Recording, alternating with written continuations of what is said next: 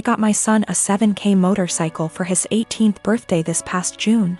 My son is obsessed with automobile and loves motorcycles. In his room he has plenty of models and posters of motorcycles of all types. His bio dad passed away when he was just 12, now I'm married to my current husband and he has kids of his own. My husband has always been against my son's interest in motorcycles. He thinks I'm encouraging him to be reckless, distracting him from school and by extension his future, and spoiling him and blowing away money by spending 7K on a motorcycle. This caused some tension between him and my son, so I told him to stop complaining about it. Around 2 weeks ago, my son's motorcycle went missing. We opened a police report but nothing came out of it. It just disappeared. My husband had a smirk on his face the entire time, just walking around saying, "I told you so. You just wasted your money." This was unbearable to hear, to be quite honest. My mother-in-law visited few days ago. She was talking about the other house my husband owns and mentioned seeing a motorcycle. One that's similar to the one that we lost in my husband's carriage while she was cleaning it. She goes to clean that house weekly even though it's empty. My husband plans on giving it to his kids as inheritance. I was puzzled. I asked if she was certain, but she showed me a photo she took of it which confirmed that it was indeed my son's motorcycle. I immediately rushed to call my husband and confront him about it. He admitted that he took and hid the motorcycle in his garage as a last resort after me and his stepson kept brushing him and his thoughts off about the 7K being spent on something unnecessary and that could cause issues. I blew up at him demanding he return it. He refused and told me he had been considering selling it and giving the money back to me so I could use it wisely this time. I told him I was serious and that I'd call the police. He literally said, "This is a family matter and cops can't do shit about it." I had enough. I called the cops soon as I ended the call with him. The motorcycle was found and returned. But my husband had to be taken in since there was an open file about the motorcycles going missing. He was let go eventually, but he was livid with me. He came home yelling about how awful what I did was and how crazy my behavior was. I refused to engage in the argument, but he told his entire family about it and they judged me for calling the police on my own husband, even though I already asked him to return it. He said he was just looking out for my son and that one day we'll realize that he was right, but only when it's too late. My son isn't speaking to me or my husband. I feel horrible about the whole situation and am starting to think I handled this the wrong way. My sister and her husband were sent to prison at the start of this year, and sadly won't be released for a few years. That left me to look after their 15-year-old daughter Amy. I was perfectly happy to do this, but as most of their wealth was seized for being ill-gotten, it's meant that I've been having to care for her out of my own pocket. Once again, this doesn't bother me, but it's meant massive life changes for the kid. Firstly, they sent her to a private school. I can't afford anywhere near those fees, so I had to transfer her to a local school. She was upset at this at first, but she quickly made friends and is excelling academically, so this isn't a huge problem. She's been off school for the last few months anyway due to the situation. A bigger problem is clothing. Like my sister, Amy loves fashion and designer stuff. She's still got a lot of stuff that her parents got her, but she's always on the lookout for new clothes. Unfortunately, I can't afford anywhere near the sort of stuff she likes. And I also have 2 children of my own whose clothing I have to pay for. I have told my sister this, but she insists I should make allowances because her daughter is going through a tough time. Amy also really doesn't get along with my daughter Hannah, who is 11. She bullies her, calls her stupid and ugly, tells her none of her friends really like her, etc. She has made her cry on many occasions and often continues to taunt Hannah while she cries. Yesterday I caught Amy trying to buy a dress costing over $1,000 with my card. I was fuming and had a long conversation with her. She cried and sobbed that she just wanted one nice thing. My sister called from the prison, and Amy cried over the phone that she hates here and I treat her unfairly. I spoke to my sister afterwards and she begged me to go easy on her daughter because she's still adjusting. I put food on this kid's plate. I buy her whatever clothes I can afford, even if they aren't to her taste. I take her to visit her parents as much as possible. They're held in different facilities. And I do all of that on top of working and looking after my own children. I told my sister that I was willing to look after her daughter for as long as she needs. But if anything like the card incident happens again, or if she continues to pick on my daughter, there will be serious consequences for her. My sister wanted to argue, but they get limited time on the prison phone. I think what I'm doing is right. I get that the kid is going through a tough time, and I'm doing everything I can to be there for her. But I can't just tolerate bad behavior or bullying, and I can't afford to pay for her expensive clothing. The fact that she's struggling to deal with what happened to her parents doesn't change that. I am 22 female, and I work full-time at a local steakhouse-style restaurant. There's a policy with the employees regarding free food based on the length of your shift, and the other day I was working a double, which meant I got 2 free meals, one at the end of my first shift and one at the end of my second. There are a few things we as employees can't pick for our free meals due to costs, but we still have access to nearly the entire menu. Another part of this policy is that if we pick something, and one of the ingredients required is almost gone, we're allowed to keep our pick and tell the customer that we're sold out of that particular item. This applies to all sides, salads, soups, etc.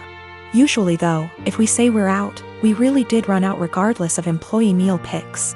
Anyways, on the day that I worked my double, we were about 2 hours out from closing and I sat a couple who were on a first date. Just assuming by some things they said, plus he name-dropped a popular dating app. When they were ready to order their meals, the girl just so happened to ask for sirloin. But that was the cut I chose for my second meal and we were down to our last one. I apologized and told her that we were out, and the pouted and told me she would need another minute to decide. Her date shot me a dirty look and told me he needed more time now, too, so I went to check on my other tables. They seemed to be having a good date, laughing a lot and smiling. But they were immediately quiet and standoffish every time I checked on them, and interrupted me with, "Just the check, please," while I was asking if they'd like any dessert. I brushed it off, as it's not the first time I've had a rude customer, and brought them their bill. He wrote a big 0 on the tip line and a little note that read, "Thanks for ruining my date. Hope your night sucks too." I told my coworkers during closing, who all agreed the guy was being an ass. But when I called up my dad the next day and the topic of work and those particular customers came up, he told me I should have been less selfish and just let the woman have the sirloin and that I should have picked something else. He told me they didn't handle it very well, but that young lady had probably been looking forward to that steak. You knew you could have given it to her and you didn't. I'm honestly a little disappointed in you. That really hurt my feelings and I've been wondering if I was actually in the wrong. I don't believe it was a money thing. The guy ordered a pretty expensive seafood dish and the girl had one of our pricier cocktails. The sirloin is not our cheapest steak option. Yes, I'm aware that it's a weird policy. But it's our policy and my bosses encourage employee satisfaction so that we can ensure customer satisfaction. I do not eat steak for free every day I work there. I have it once every 1 to 2 weeks. I manage a team of employees in a very specialized industry. The employees are hired on 2-year contracts that are mostly automatically renewed. Salaries are fixed for the duration of the contract, but raises are negotiated at time of renewal. There are no non-competes.